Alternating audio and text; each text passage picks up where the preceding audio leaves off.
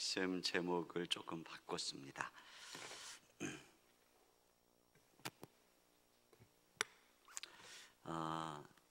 우리가 식당을 가면 무엇을 먹을까 이렇게 매 주마다 매 번마다 참 선택하는 것이 어렵습니다.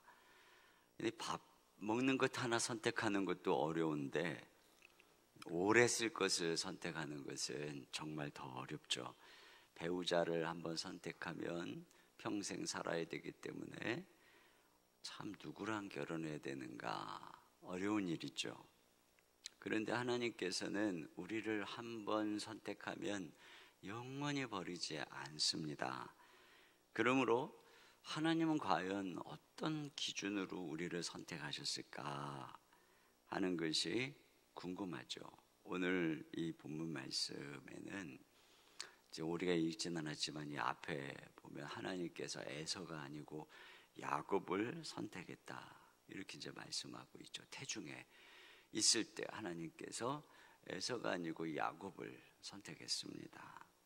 큰 자가 작은 자를 섬길 것이다 이렇게 선택했습니다. 그러면 하나님께서 과연 어떤 기준으로 에서가 아니고 야곱을 선택했을까? 그것에 대해서 로마서의 말씀은 이렇게 얘기하고 있어요. 그 자식들이 아직도 나지도 아니하고 무슨 선이나 악을 행하지 아니한 때에 택하심을 따라 되는 하나님의 뜻이 행위로 말미암지 않고 오직 부르시는 이로 말미암아 서게 하려 하사 이렇게 되어 있습니다. 그 무슨 얘기냐면 태중에 선택했잖아요, 하나님께서. 그러니까 아직 태어나서 이들이 자라서 선이나 악을 행하지 않았을 때 선택했단 말입니다. 그러니까 하나님께서 우리를 선택할 때는 얘가 착하니까 선택해야 되겠다, 얘가 교회 잘 나오니까 선택해야 되겠다 이런 것이 아니었다는 거예요. 무슨 선한 일, 착한 일 또는 악한 일 이런 일을 행하기 전에 하나님께서 선택했다 이렇게 말씀을 하고 있습니다. 그러니까 하나님의 선택은 우리의 행위를 보고 선택한 것이 아니라는 것이죠.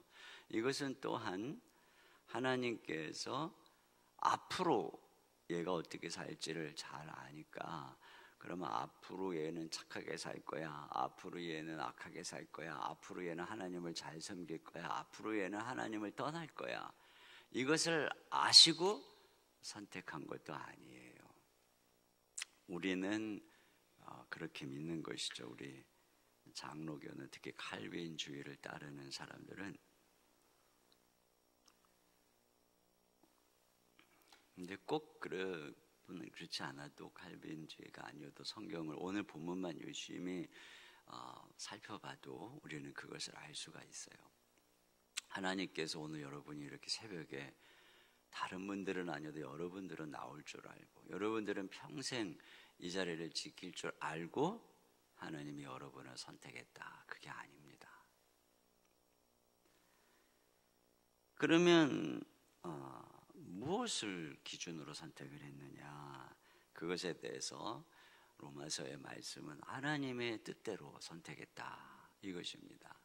그래서 하나님께서는 야곱은 사랑하고 에서는 미워했다 이렇게 말씀하고 있어요. 왜 하나님 야곱을 선택했나요? 하나님의 말씀은 그냥 내 마음이다. 너가 좋아서 사랑했다. 내가 너가 좋아서 널 사랑해서 너를 선택했다. 이것이 하나님의 기준이에요. 어떤 자매가 있는데 그 자매가 어떤 형제는 좋아하고 어떤 형제는 싫어해요.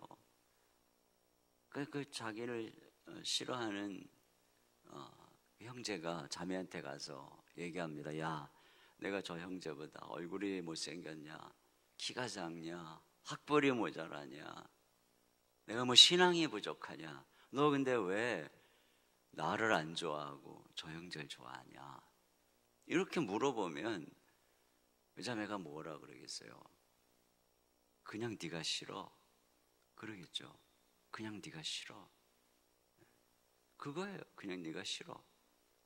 똑같습니다. 하나님께서 왜 저를 선택하셨죠? 하나님 말씀이 그냥 네가 좋아서. 이것이 성경에 하나님이 우리를 선택한 대답이에요. 여러분, 이것을 아는 게 참 중요합니다. 나를 선택한 것이 내가 이렇게 살 줄 알고 내가 남보다 착하기 때문에, 행위 때문이 아니라 그냥 그런 거 전혀 안 보시고 오히려 내가 죽어 마땅한 존재임에도 불구하고 하나님 뜻대로 나를 선택했다, 이렇게 바라보면 일단 오늘 성경을 보는 관점부터 달라지는 거예요. 오늘 이 성경의 내용은 야곱과 에서가 장성했을 때 내용입니다. 장성했을 때 이들이 어떻게 자랐나 하는 것을 보여주죠. 근데요, 이 순서가 바로 앞에는 태중에서 리브가의 태중의 두 아이를 중에 하나님이 야곱을 선택한 얘기가 나옵니다. 그리고 나서 장성했는데 이렇게 이들이 이런 모습으로 살더라, 이게 나오는 것이죠. 그러니까 이걸 순서대로 그냥 이해하면 이거예요. 하나님이 선택했고 선택해서 애들이 이렇게 산다. 선택의 결과죠. 근데 우리는 이렇게 생각해요. 하나님이 얘들이 야곱은 이렇게 할 줄 알고 또 에서는 장자권을 멸시할 줄 알고 하나님께서 선택했구나, 이렇게 이걸 선택의 이유로 생각하거든요. 근데 성경은 그렇게 보라는 것이 아니고 하나님이 이들이 아무 행동도 하기 전에 선택했어. 그러니까 선택을 하니까 선택받은 아들은 이런 모습으로 살아가고 선택받지 못하고 버림받은 아들은 이렇게 살아가는 거야 하고 선택의 결과를 말해주는 거예요. 그래서 선택받은 아들과 선택받지 못한 아들이 어떻게 다르게 성장하는가, 이것이 오늘 본문입니다. 첫째는 성품이 다르게 자라요. 여기에서는 익숙한 사냥꾼이 되었다.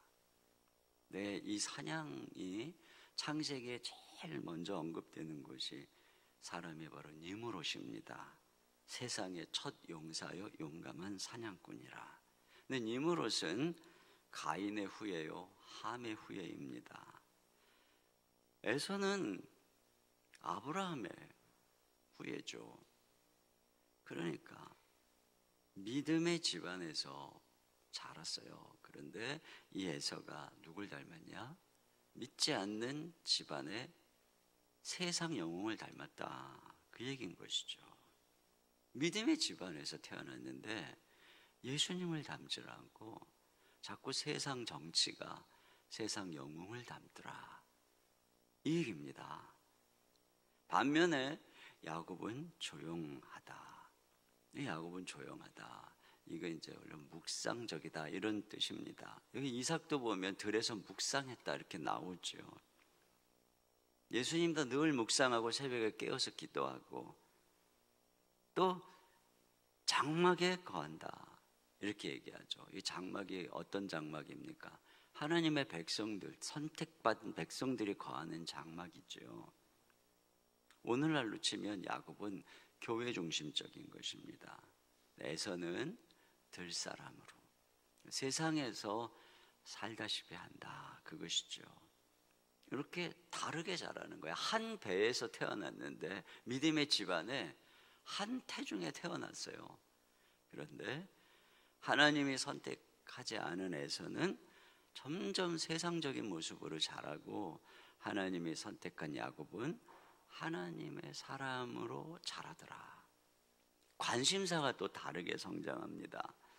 에서는 장자권을 멸시해서 팥죽 한 그릇에 팔아버리죠. 장자가 된다는 것은 아브라함에게 주신 약속을 계승하는 것이죠. 메시아의 족보에 들어가는 것입니다.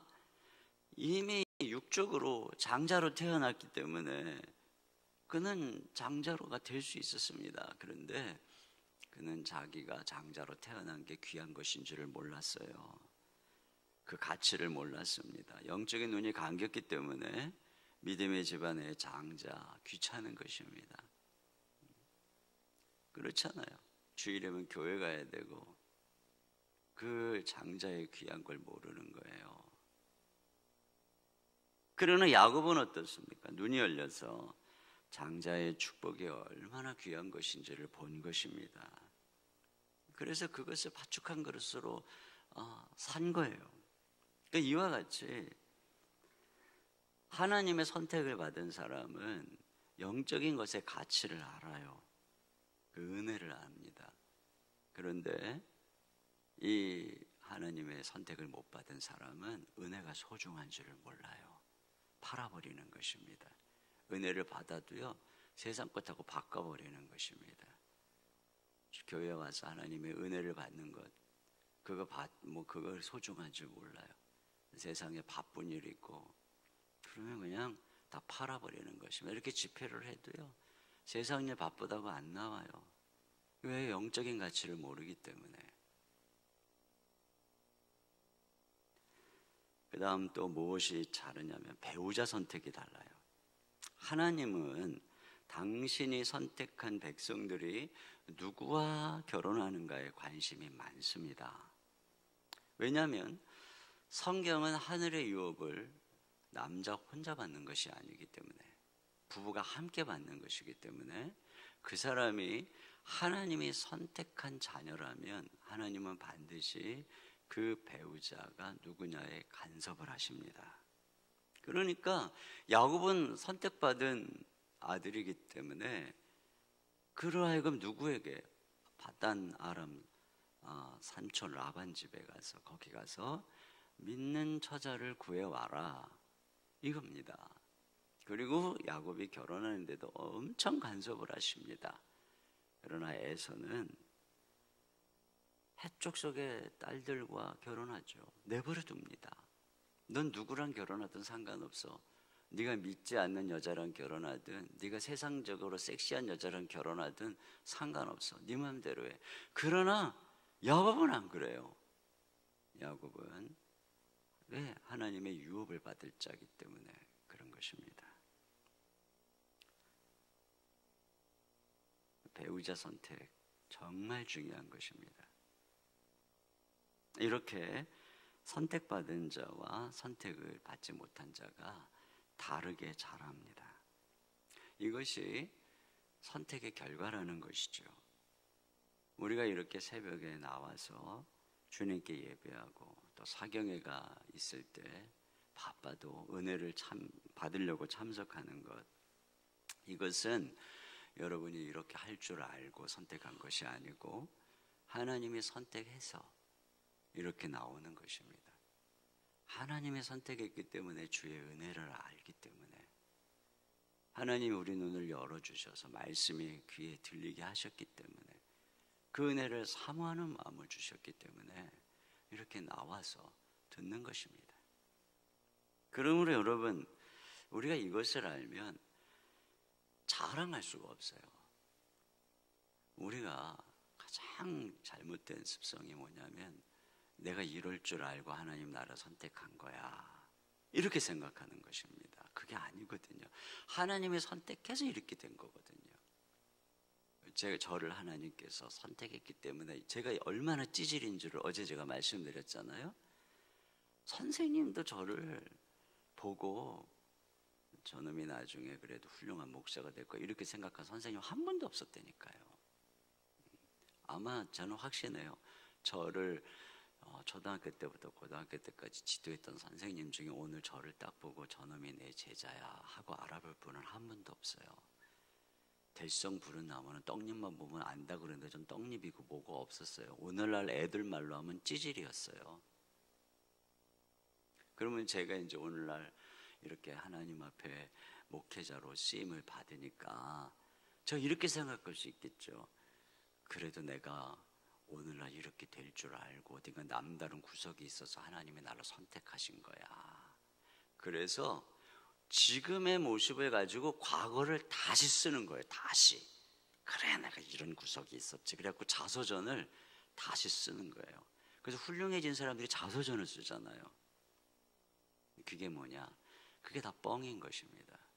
그게 다 뻥인 거예요. 그리고 하나님께서 은혜로 베풀어 주신 영광을 찬탈하는 것입니다.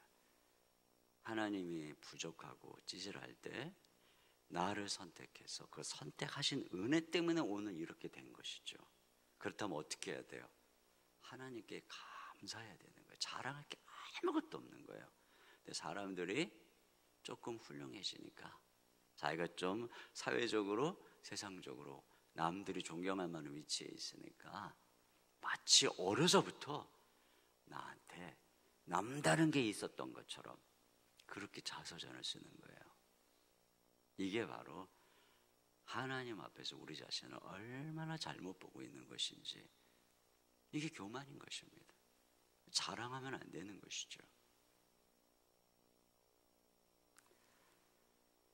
그래서 제가 이 말씀 드리긴 그렇지만 자서전을 연구한 분이 있어요. 자서전을 연구한 분이, 그분이 내린 결론이 뭐냐, 대부분의 자서전이 과장되고 꾸며졌다, 거짓말이다, 이렇게 되어 있습니다. 그런데요, 하나님께서 야고보를 선택했잖아요. 근데 하나님은 선택받은 사람의 편을 들어주신다는 것을 알 수 있어요. 그걸 우리가 언제 알 수 있냐면, 이삭이 장자를 축복하는 날, 오늘날로 치면은 대기업 회장이 후계자를 선택하는 날, 이삭은 장자인 에서에게 축복을 하기로 마음을 먹고 너 가서 사냥 별미를 가지고 와라 그랬는데, 우리가 아는 것처럼 야곱이 축복을 받았어요. 어떻게 해요?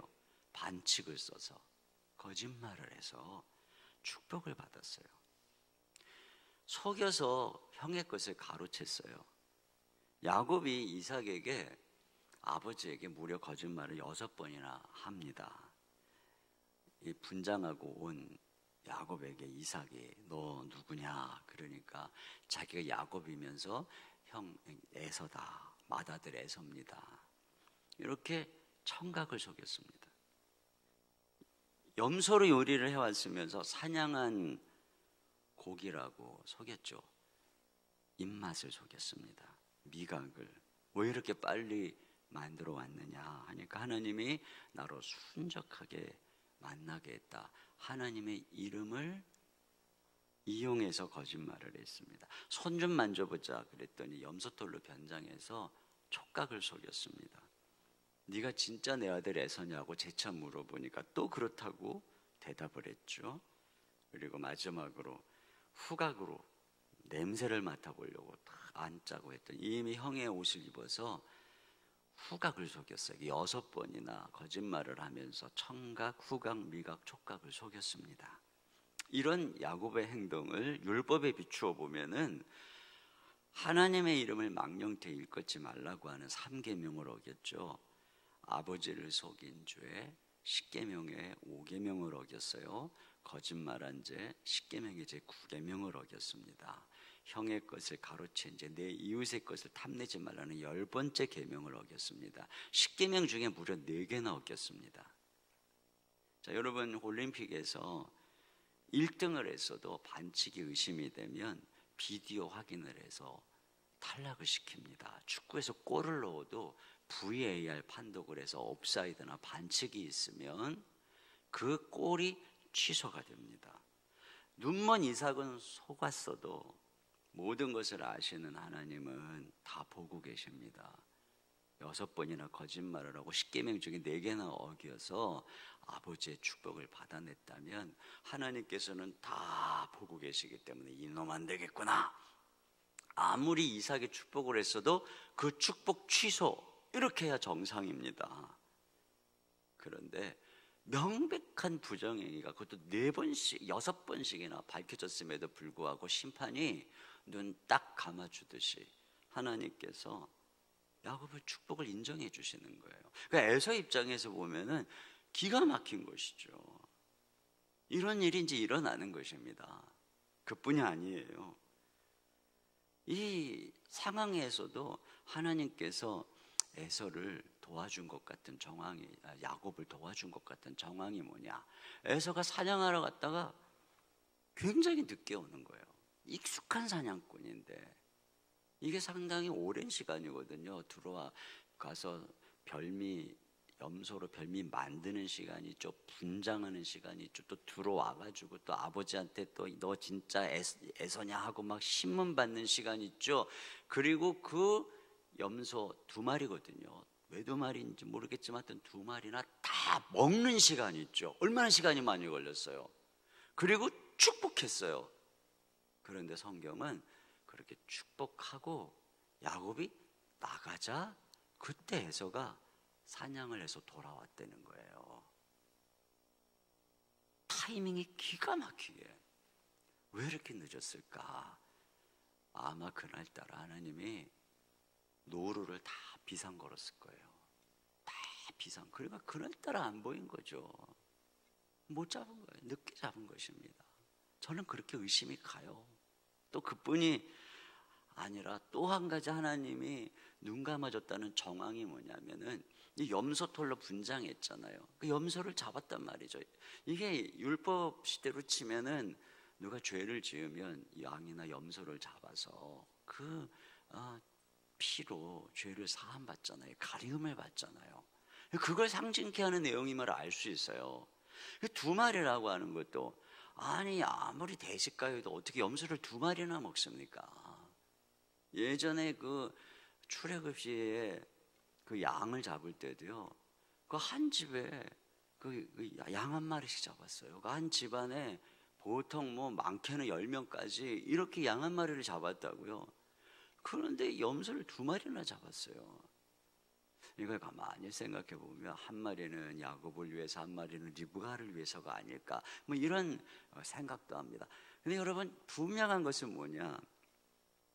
오늘날 하나님께서 우리 선택받은 백성들의 편을 들어주신다는 가장 결정적 증거는 예수님의 십자가인 것입니다. 예수님께서 우리 선택받은 하나님의 사람들을 위해서 십자가에 죽으시고 피 흘리심으로 우리의 모든 죄를 다 덮어주셨어요. 의롭지 않은데 의롭다고 하셨단 말입니다. 그것이 바로 이신청이죠. 그래서 하나님께서 나중에 야곱이 베델에서 잠들잖아요. 잠들어서 꿈에 나타납니다. 하나님께서 어떻게 해야 돼요? 네 이놈, 네가 어떻게 아버지를 속이고 그렇게 형의 끝을 속이고 그럴 수 있느냐? 뭐 이렇게 야단을 쳐 정상인데 야단 안 치시죠. 오히려 축복합니다. 네가 다시 돌아올 때까지 내가 너와 함께 할 것이다. 그리고 네가 이 땅을 차지하게 될 것이다. 이삭이 축복한 축복을 확증시켜주고 있어요. 확증시켜주고 있습니다. 이렇게 참 이 에서의 입장에서 보면은 얼마나 불공평합니까? 그렇죠. 에서의 입장에서 보면 너무너무 불공평한 거예요. 여러분 그런 면에서 기독교는 불공평한 종교입니다. 야곱같이 자질이 안 되는 사람을 선택한 것부터 불공평한 것입니다. 죄인을 사랑했다. 이게 복음이잖아요. 죄인을 위해서 예수님이 십자가에 죽으셨다. 이것부터 불공평한 거죠. 죄인은 죽어야죠. 의인을 사랑해야죠. 그게 공평한 거거든요. 근데 하나님이 행위로 공평하게 하시면 이 땅에 구원받을 사람은 아무도 없습니다. 행위로 하나님 불공평합니다. 그래 내가 공평하게 할까? 그러면 다 죽습니다. 하나님이 공평하게 하면 에서뿐 아니라 야곱도 함께 죽는 겁니다. 그러니까 사실 에서는 불공평함을 당한 게 아니고요. 자기 죄로 죽은 것입니다. 그런데 야곱이 불공평한 은혜로 선택을 받은 것뿐이에요. 그거 공평하게 하면 하나님 앞에 선택받을 사람이 아무도 없는 것이죠. 사형수들이 다 집행을 받으려고 쭉 끌려가고 있습니다. 근데 저쪽에서 말을 한 필이 막 사면장을 갖고 막 달려옵니다. 10명의 사형수 중에 1명을 사면을 해줍니다. 왕의 사면. 그러면 이것이 불공평한 건가요? 불공평한 게 아닙니다. 공평하면 다 죽는 게 공평한 겁니다. 그런데 그를 사면했다는 것은 그 사람만 긍휼히 여긴 거죠. 그러니까 하나님의 선택은 그와 같은 것입니다. 공평하게 하면 다 죽어야 되고, 우리가 하나님의 이 불공평한 긍휼을 입어서 하나님께 구원을 받은 것이죠. 그래서 저는 가끔 그런 생각을 해요. 하나님께서 이 시대에 참 대단한 사람들, 뭐 빌 게이츠나 뭐 스티브 잡스나 젊은이들의 멘토 역할을 하는 교수님들이나 베스트셀러의 저자인 스님들 같은 괜찮은 분을 선택해서 목사를 만드셨으면 참 주님도 원망 안 드셨을 텐데, 왜 시원찮은 우리 같은 목사들을 선택해서 곤란을 겪으실까? 하나님의 선택은 참 불공평합니다. 근데 왜 그럴까? 제가 이렇게 이 불공평한 선택의 은혜를 생각하면서 깨달은 것, 첫째는 자격 없는 저와 같은 사람을 구원하려고 그러셨다는 것입니다. 만약에 하나님이 편파적이고 불공평한 은혜를 베풀지 않았다면 분명히 저는 구원받지 못했을 것이고, 당연히 저는 목사로 부름받지 못했을 것입니다. 만약에 하나님께서 우리 예수님이 아들로 이 땅에 오셔서 역사 속에 딱 3년 계셨습니다. 공생의 3년. 하나님이 사람이 돼서 3년 있는 공생에 공평하게 제자를 뽑으려면 온 세계에 공채를 해야 됩니다. 방을 붙여서. 그러면 왕족들, 귀족들, 뭐 천하 영웅들, 뭐 천재들 다 모였겠죠. 그랬으면 12제자는, 예수님의 갈릴리 12제자는 면접에서 다 탈락했을 것입니다. 하나님께서 이 세상의 기준을 가지고 우리를 구원하기로 선택하신다거나, 또는 하나님의 사람들을 선택하려고 했다면 당연히 저는 뽑히지 못했을 거다, 이런 생각을 합니다. 그런데 자격 없는 나 같은 사람을 구원하시려고 하나님이 이렇게 나를 아무것도 아닌데 긍휼히 여기셨구나, 이런 생각을 하는 거죠.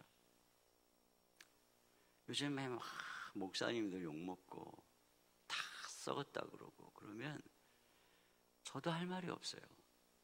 왜냐하면 제 안에도 제 속에도 다 그런 죄의 씨앗들이 있는 것을 알기 때문에, 나도 자칫하면 저 사람처럼 똑같이 될 수밖에 없는 죄인인 것을 내가 알기 때문에, 그 사람과 내가 근본적으로 다른 존재가 아닌 것을 알기 때문에, 그 목사님들을 막 욕하면 나를 욕하는 것 같고 나한테 자격 없다고 하는 것처럼 들리거든요. 그러면 나 하나님 앞에 그래요. 하나님 좀 저 잘난 사람들 좀 쓰지.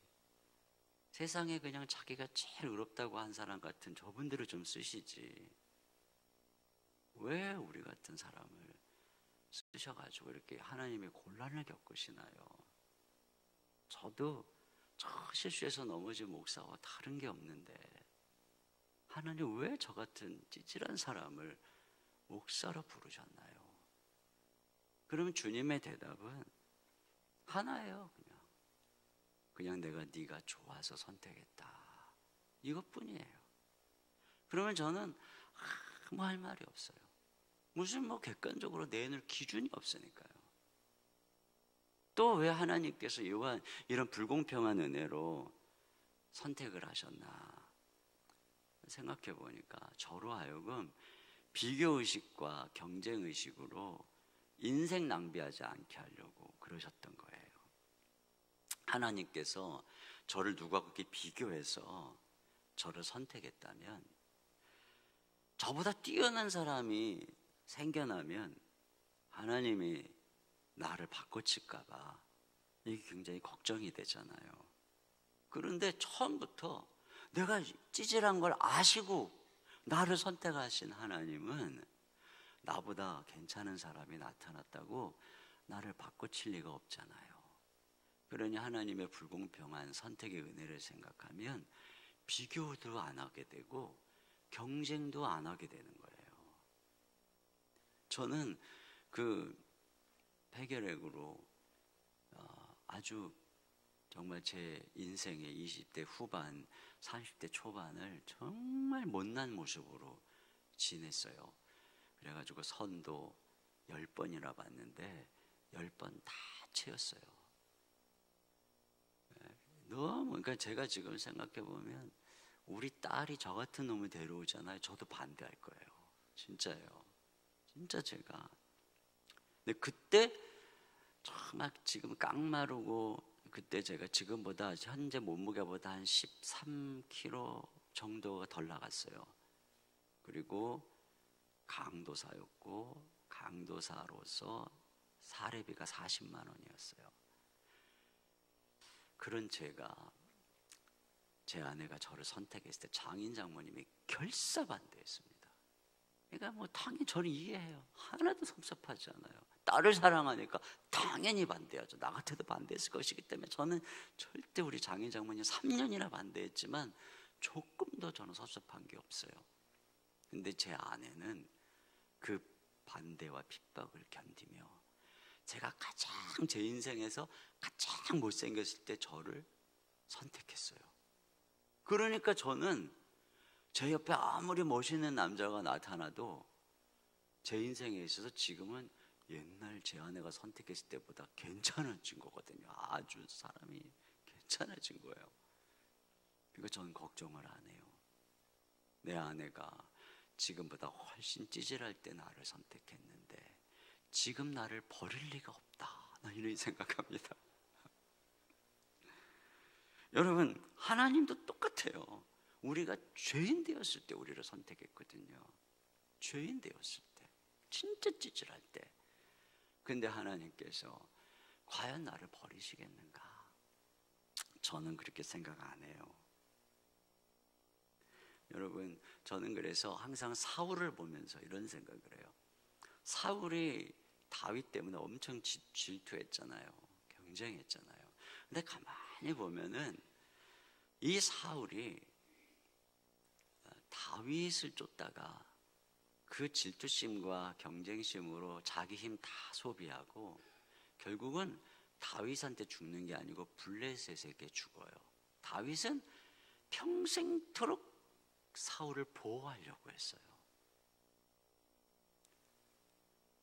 그러니까 사울이 망한 것은 첫째는 자기 불순종 때문이고, 둘째는 다윗에 대한 질투로 힘을 낭비하다가 블레셋에게 망한 거예요.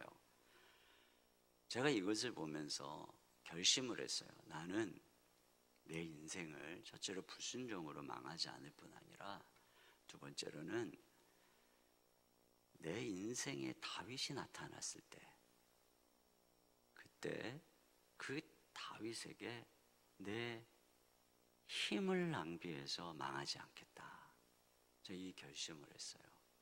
지금은 제가 아직은 힘도 있고 그러니까 괜찮지만 저도 늙을 거 아니에요.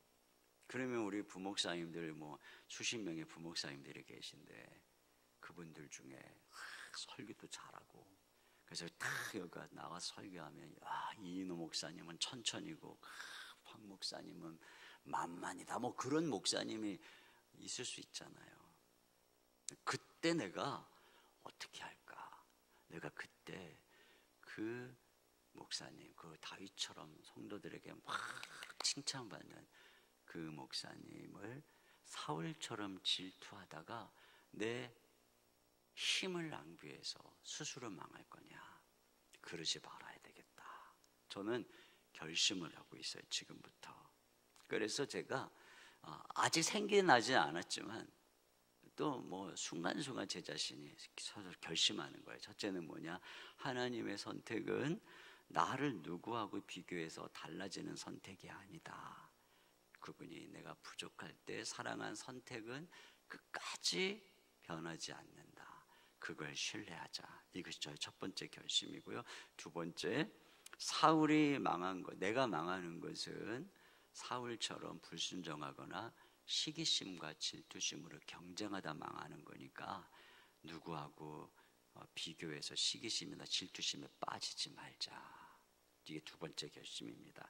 세 번째, 오늘날 젊은 목사님들이 다윗처럼 내게 나타나면 그거는 나의 경쟁자가 아니라 하나님 나라를 위한 소중한 일꾼임을 생각하고 오히려 다음 세대의 다윗을 양육하는 목사가 되자. 이게 내 나이와 내 인품에 걸맞는 거지. 이 나이가 돼가지고 젊은 사람에게 경쟁심, 질투심을 느끼고 그건 노욕이다, 이렇게 생각하기로 했어요. 그래서 저는 우리 교회 성도님들에게 선포했습니다. 저희 교회는 뭐 이제 자꾸 하나님께서 성도들을 많이 보내주셔가지고 뭐 예배당도 부족하고 그렇다고 또 예배당 짓자니, 그래서 그냥 우리 장로님들하고 우리는 내보냅시다. 그래서 분립개척을 하기로 했어요. 지금 3개의 분립개척을 하고 할 수만 있으면 제가 은퇴할 때까지 20개의 분립개척을 했으면 좋겠습니다. 이제 이런 기도 제목을 갖고 있는데 제가 아예 우리 성도들에게 선포했어요. 지금 우리 교회 부목사님들 다 분립개척 나갈 것입니다. 우리 순장들에게도 다 선포했습니다. 그래서 지금부터 어떤 목사님이 개척하러 나갈 때 여러분도 함께 분립개척하러 나갈지 지금부터 마음에 정하시고 따라가세요. 괜히 목사님들 앞에서 설교하면 어떤 목사님이 설교 잘해, 저 목사님이 설교 잘해, 나는 저 목사님이 좋아, 이런 행동하셔서 목사님들 편 가르고 경쟁심 붙이고 비교하지 마시고, 진짜 그런 마음이 있으시걸랑 그 목사님 언젠가 개척시켜 줄 테니까 따라가세요. 따라가지도 않을 거면서 그런 말씀하시면 여러분들이 괜히 목회자들 편당이나 가르는 줄 제가 그렇게 생각하겠다고 이렇게 얘기했어요. 그러니까 뭐 우리 성도님들 절대 그 얘기 안 해요. 왜? 그 얘기 하잖아요. 그럼 나중에 자기 따라갈 거지? 우리는 이런 분위기거든요. 함부로 말도 못 해요. 근데 전 따라가라고 그래요. 그리고 정말 그러길 원해요. 왜요? 지금 우리 목사님들이 꿈이 없어요. 길이 없어요. 자기 인생을 주님께 드렸는데 옛날처럼 천막만 쳐도 교회가 개척되는 시대가 아니거든요. 정말 힘든 시대입니다. 그래서 최소한 우리 교회처럼 우리는 뭐 그냥 거저 목회를 하고 있으니까 거저 받았으니 거저 돌려줘야죠. 그래서 우리 교회 부목사님들뿐 아니고 한국교회 젊은 목사님들이 어떻게 하면 꿈을 가지고 목회할 수 있을까, 이런 이제 운동을 하고 있는 것인데요. 여러분, 저는 그런 마음을 먹으려고 해요. 그러니까 제가 말씀드리는 핵심은 이것입니다. 하나님은 절대로 우리를 누구하고 비교하지 않아요. 여러분께서 절대 누구하고 비교하고 경쟁하고 그 사람 미워하고, 그래서 진짜 하나님께 드려야 되는 참된 마음 잊어버리고 그럴 필요가 없어요. 그래서 인생 낭비하면 안 돼요. 절대 낭비하면 안 돼요. 그 다음에 세 번째는 뭐냐면, 왜 하나님이 이러한 선택을 은혜를 주셨냐면 하나님의 주권에 순복할 줄 아는 사람이 되게 하려고 그러신 거예요. 여러분, 하나님이 오늘 저와 여러분에게 주신 게 은혜라면 나보다 잘 나가는 사람, 나보다 뛰어나게 쓰임받는 사람에게 주신 것도 은혜예요. 그렇잖아요. 근데 사람들이 내게 주어진 건 은혜고 저 사람이 저렇게 막 교회 잘하는 건 인간적이고 세상적이고 뭐 이렇게 생각하는 거예요. 내로남불, 내가 하면 로맨스고 남이 하면 다 불륜이야. 그 진짜 이상한 심보죠. 특히 우리나라 사람들은 이 평등의식, 공평의식이 너무나 강해요. 그래서 나보다 이렇게 잘 나가면 박수 쳐줘야 되거든요. 그러잖아요. 근데 그냥 다 끌어내려야 되고, 대한민국에서 부자가 되면 다 젊은이들과 가난한 사람한테 욕을 먹어야 되고, 물론 욕 먹어야 되는 부자도 있겠죠. 그런데 다 이렇게 나보다 앞서면 끌어내리고, 이게 진짜 문제예요. 여러분 진짜로 만약에 모든 게 공평하다고 생각해 보세요. 진짜 모든 게 공평하다고 생각해 보세요. 우리 사회 시스템이 완전 공평하다고 생각해 보세요. 그러면 현재의 자기 위치를 견딜 수 있을까요? 완전 공평하다고 생각한다면 이 사회의 질서 자체가요, 바닥에 있는 사람은 그 자체가 뭐예요? 난 열등해. 그 자체잖아요. 진짜 공평한 시스템이라면 그거 견딜 수 있겠어요? 어렵습니다.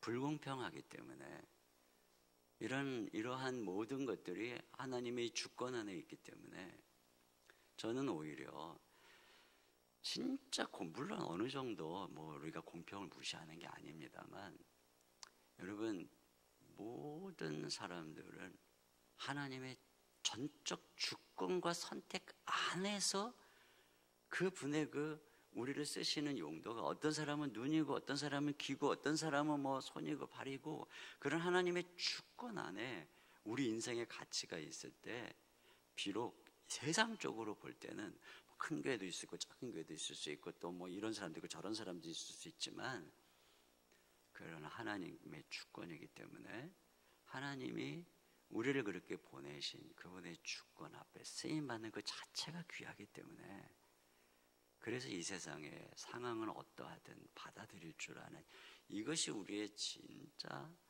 공평함이고 우리가 살아가는 원리가 돼야죠. 그러지 않고 세상적인 것을 가지고 공평해야 되겠다고 생각한다면 이 세상의 대부분은 루저가 될 수밖에 없습니다. 구조가 그렇잖아요. 우리가 공평을 자꾸 얘기하는 것이 결코 좋은 게 아니에요. 기본적인 사회의 일반 세상에서 함께 동등하게 경쟁할 수 있는 그러한 시스템을 만드는 건 당연합니다.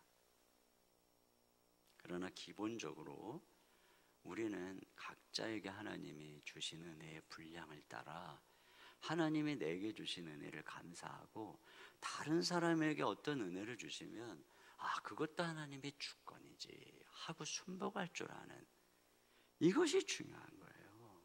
만약에 내가 하나님께서 다윗처럼 어떤 사람을 귀하게 쓰셔서 막 은혜를 베푸시는데, 내가 그 사람 애들 막 평가절하하고 막 그 사람이 자기 자랑이 많고 세상적이고 막 이렇게 그 사람을 내게 주신 은혜를 폄하한다면, 나는 그 사람하고 싸우는 게 아니라 그 사람에게 은혜를 베푸신 하나님하고 싸우는 거예요. 저는 이 결심을 합니다. 주님, 제가 평생 하나님과 싸우지 않겠습니다. 하나님께서 나보다 귀하게, 정말 크게 존귀하게 사용하는 어떤 분을 시기하고 그 사람을 끌어내림으로써 절대 그에게 은혜 베푸시는 하나님과 싸우지 않겠습니다. 단지 오늘 내게 주어진 영역이 작을지라도 내게 주신 그 은혜의 주권에 감사하고 하나님 앞에서 내게 주어진 이 부분 최선을 다해 충성하다가 주님께 가겠습니다. 그러라고 하나님이 불공평한 은혜를 주시는 것입니다. 그리고 마지막으로, 제가 어제도 말씀을 드렸지만 가장 중요한 것이 뭐라고 그랬어요? 은혜라고 그랬습니다. 은혜. 왜요?